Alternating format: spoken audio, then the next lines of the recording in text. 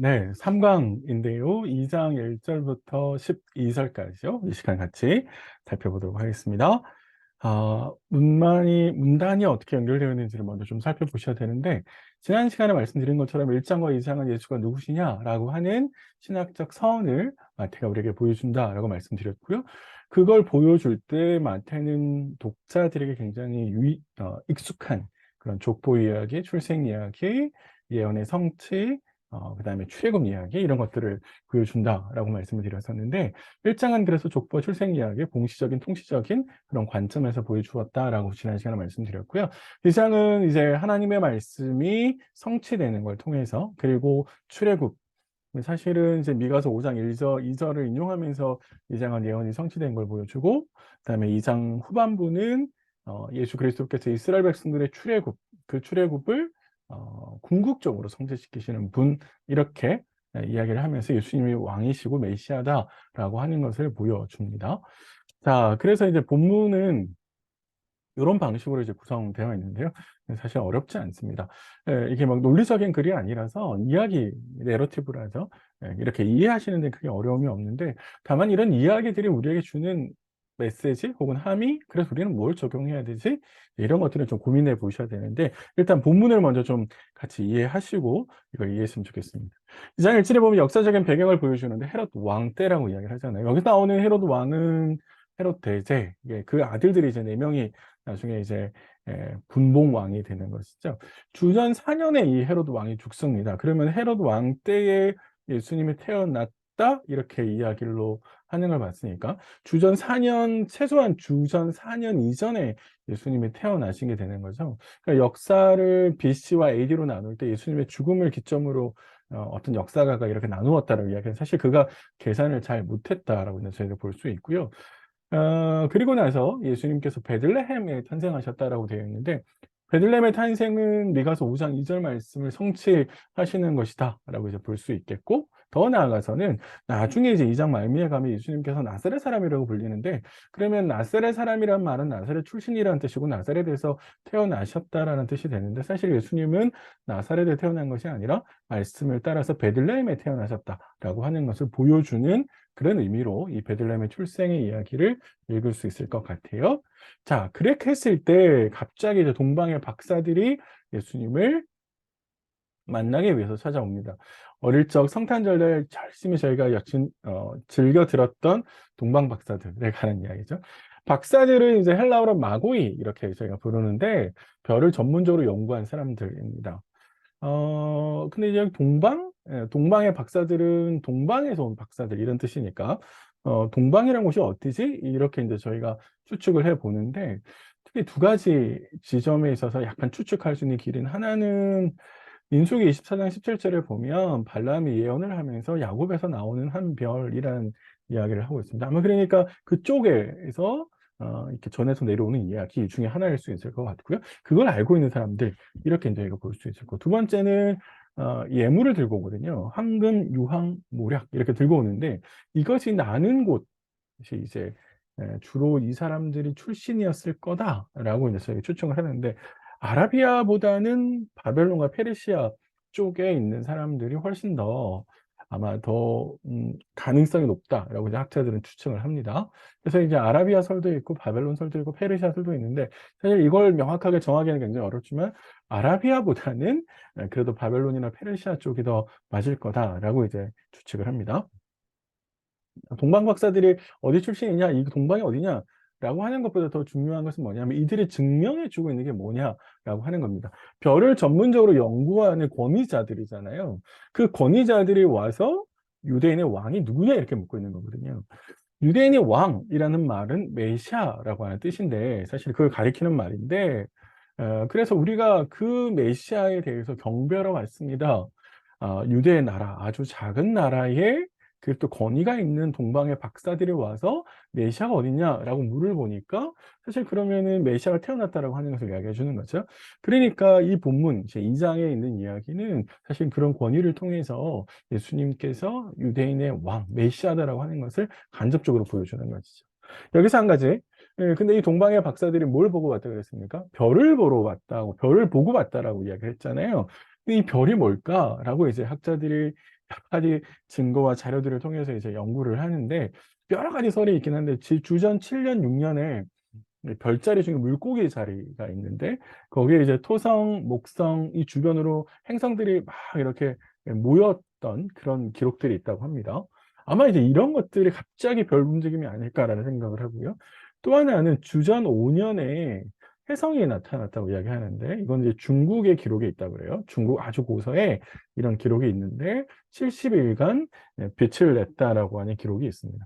그러면 학자들이 이걸 보았을 가능성이 70일간 빛을 내고 혜성이니까 움직였을 가능성이 있고 사실은 이제 이런 걸 통해서 이 박사들이 그 별의 움직임을 쫓아서 왔을 가능성이 있습니다. 확실하진 않죠. 저희가 이제 사실은 이 모든 것들을 가지고 완벽하게 그 별을 보고 왔다라고 하는 사실을 증명해내는 것은 쉽지 않은 일인데 우리가 한 가지 생각해 볼 것은 나중에 가도 하나님께서 이 박사들을 인도에서 고국으로 돌아가게 하시잖아요. 그러니까 인도에 오신 분도 하나님이었을 거고 하나님께서 초자연적으로 간섭하셔서 박사들을 인도했을 가능성, 우리 그렇게 보는 것이 훨씬 더 좋지 않을까라는 생각을 합니다. 그래서 이 동방의 박사들이 왔는데 동방의 박사들이 와서 예루살렘에 와서 유대인의 왕이 어디 있습니까? 우리가 그에게 경배하겠습니다. 이런 이야기를 하자마자 온 예루살렘과 헤롯이 소동을 합니다.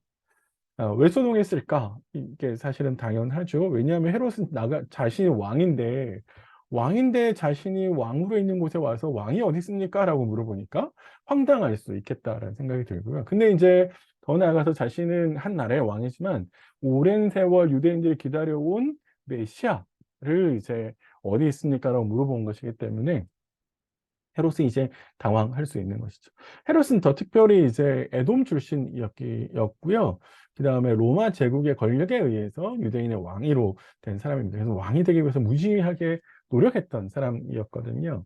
그러니까 그런 측면에 있어서 진짜 왕이 와 버리면 사실은 이 유대인들에게 있어서 메시아가 차지하는 그 엄청난 오랜 세월 동안 기다렸던 왕이기 때문에 자신의 자리가 위태로워질 수 있는 거겠죠. 그런 면에 있어서 헤롯은 소동할 수 있고 헤롯은 걱정할 수 있겠다 그런 생각이 드는데 재밌는 표현은 온 예루살렘이 듣고 소동했다 이렇게 되어 있습니다. 온 예루살렘? 그럼 유대인들을 포함해서 온 예루살렘이 이 메시아가 왔다는 소식을 듣고 소동했다. 이거는 기뻐했다는 뜻이 아니잖아요. 이게 좀 뭔가 시끌벅적한 예상하지 못했던 이렇게 오랜 세월 메시아를 기다려온 사람들이 메시아가 왔다 이랬으면 굉장히 기뻐하고 즐거워했는데 본문에 이제 소동했다라고 하니까 이게 뭘까? 큰일 났다 이런 식의 표현이거든요. 그래서 학자들은 이 온 예루살렘이라는 표현 속에서 적어도 왕과 함께 있었던 사람들이 이걸 들으면서 보이는 반응이기 때문에 아마도 헤롯의 권력 아래에 있었던 기득권층, 그래서 그들이 소동한 게 아닐까. 왜 소동했을까? 네, 그들은 이제 권력에 기생하고 있었던 사람들이었기 때문에 실제로 예수님께서 오시면 사실은 자신이 가지고 있는 권력, 자신이 누리고 있는 이 모든 것들을 잃어버릴 수 있겠다라는 그런 생각을 했을지도 모르겠습니다. 그래서 아마 여기 나와 있는 온 예루살렘은 헤롯의 권력 아래에서 기생했던 사람들이라고 보는 게 훨씬 좋지 않을까 생각을 합니다. 자, 그렇게 해서 예루살렘이 이제 했는데 탄생지를 이제 물어요. 헤롯이 4절 이하에 보시면 왕이 어디 있습니까? 라고 하는 질문을 그대로 가지고 와서 그러면 그리스도가 어디서 나겠냐? 어떻게 기록되어 있냐? 이래 아는 게 뭐니? 라고 이제 대제사장과 서기관들에게 물어보죠. 그때 그들이 대답한 게 미가서 5장 2절을 인용하면서 베들레헴입니다. 이게 바로 선지자가 예언했던 곳입니다. 이렇게 되는 거죠. 자, 근데 우리 여기서 한 가지 좀 주목하셔 보아야 될 게 있는데요. 미가서 5장 2절을 이제 마태가 인용하고 있는데 원래 미가서 5장 2절을 읽으면 이렇게 돼요. 베들레헴 에브라다야 너는 유다 족속 중에 작을지라도 이렇게 표현하고 있습니다. 미가서는. 그런데 그 미가서는 이렇게 표현되어 있지만 사실 마태는 이걸 어떻게 적고 있냐면 유대 땅 베들레헴아 너는 유대 고을 중에 가장 작지 아니하도다 이렇게 되어 있습니다. 미가는 작아요. 네가 작아 이렇게 표현했는데 마태는 작지 않아 이렇게 표현했다는 거죠. 왜 마태는 미가서에 있는 작다라는 말을 작지 않다 부정어를 넣어서 작지 않아요라는 말을 표현했을까?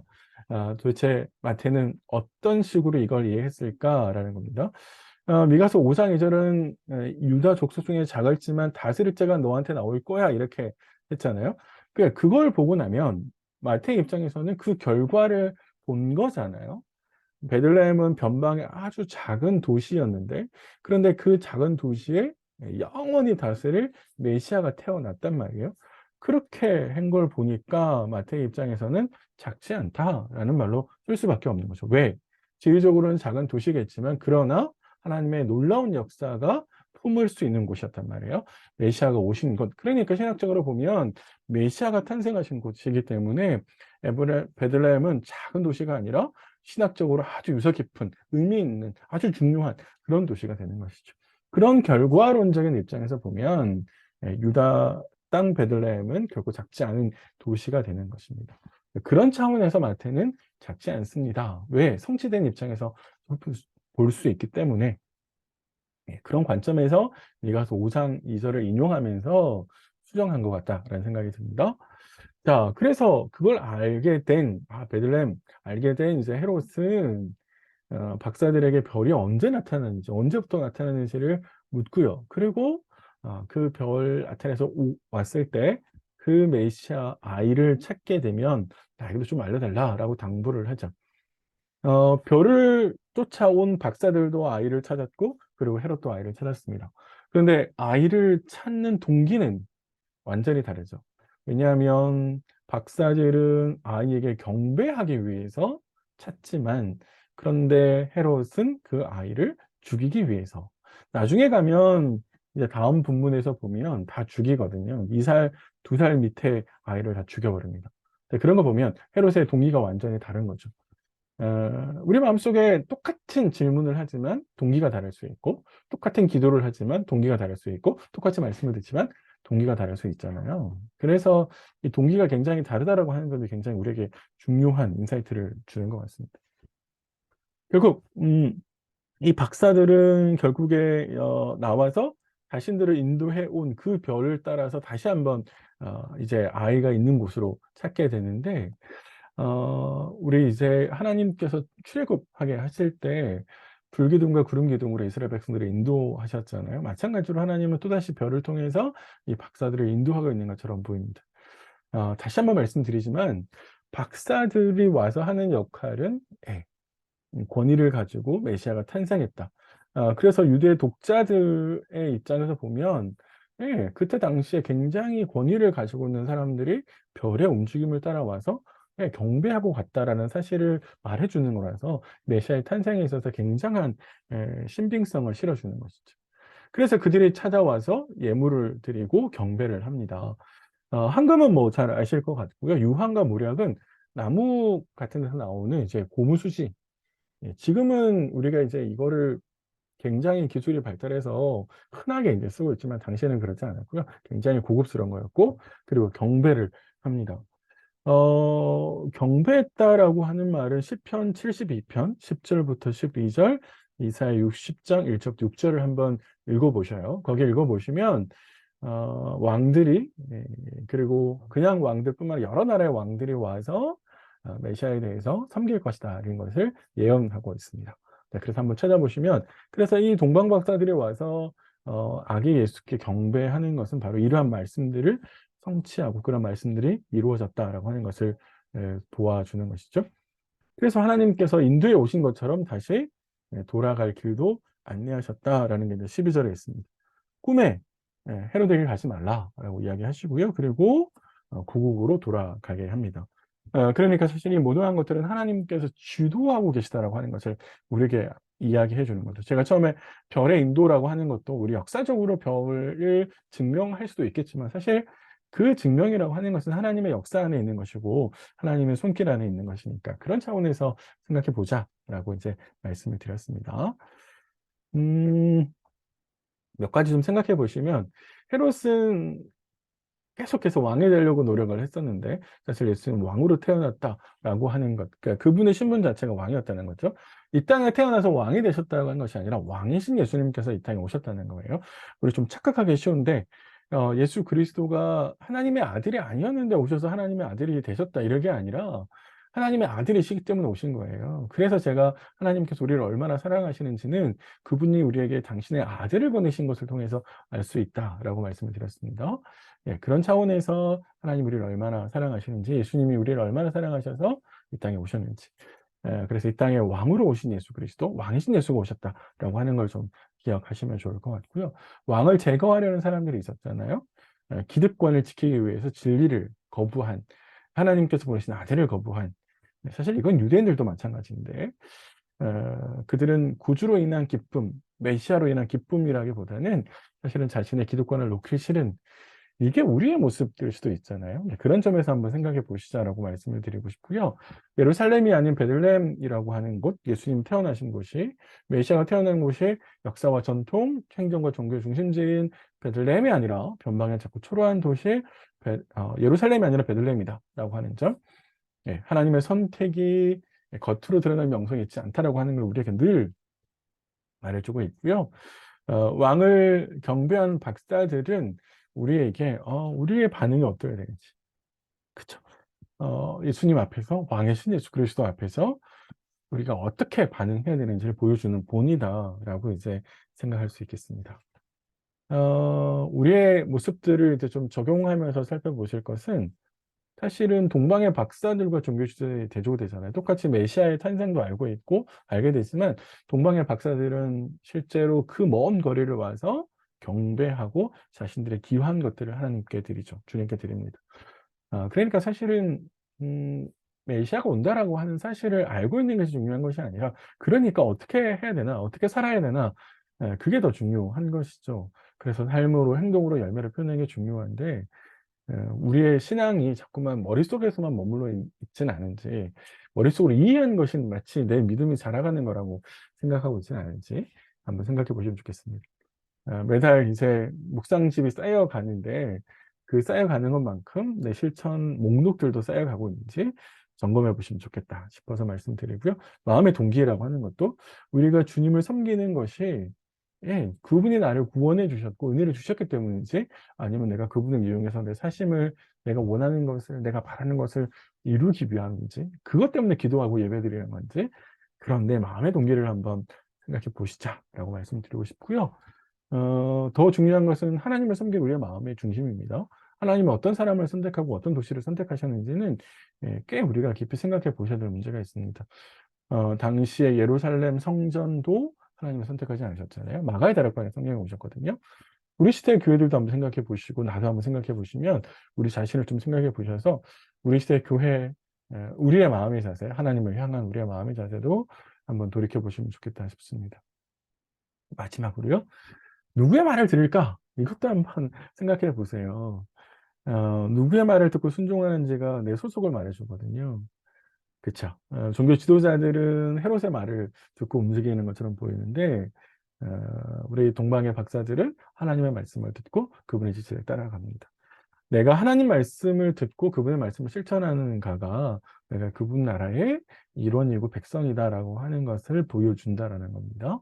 그런 점에 있어서 내가 어떤 증거들을 내밀 수 있을까? 내가 어떻게 이 사실을 증명할 수 있을까? 그런 차원에서 한번 생각해 보시자고 말씀을 드렸습니다. 네, 짧은 시간 아마 들으시면서 길다라고 생각하실지 모르겠는데, 꼭 필요한 것들을 이제 걸러내어서 같이 좀 나누었습니다. 말씀을 다시 한번 곱씹어 보시면서 하나님께서 아들을 보내신 이유, 그리고 그 아들이 어디에 어떻게 왜 오셨는지도 한번 깊이 생각해 보시면 좋겠습니다. 말씀을 함께 나눌 수 있어서 너무 감사하고요. 말씀을 들으신 모든 분들을 위해서 기도하겠습니다. 수고 많으셨습니다.